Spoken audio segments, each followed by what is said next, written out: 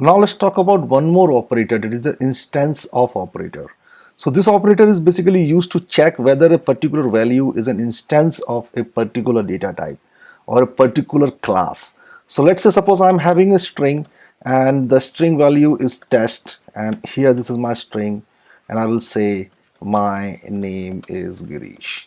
So here if I check it out with the instance of operator, that will return a boolean, because it is going to we will able to know that whether a particular variable is a instance of a particular class, or a particular object reference variable is an instance of particular object or a class. So how you can do it here, let's say boolean, I will use is true as a variable, and I'm going to test this one. Test is instance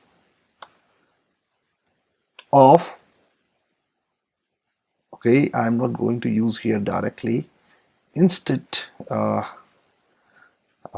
something instance instance of,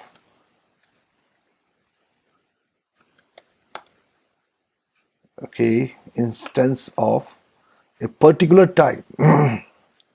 Let's say it is a string. And now here let me just try it, because I think you cannot use this one with a boolean, uh, but I will try it. I will try it and then let you know.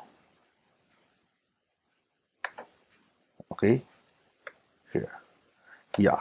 So we were testing this one, means a particular variable. So this should return true. Why? Because system.out.print, I will use println, and here we will use is true. So it will return true. You can run as something like this, true. Now if you want to test it for int, all right, it will not work. Why? Because instance of operator is used with the classes, and int is not a class, it's a data type. So if you want to use one more class that refer an integer, that is a wrapper class, if I use something like this, it will work. Okay, incompatible conditional operand strings and integers, so it will automatically give you an error. So it is just for the checkout. Okay, that means whether a particular variable is an instance of a particular class.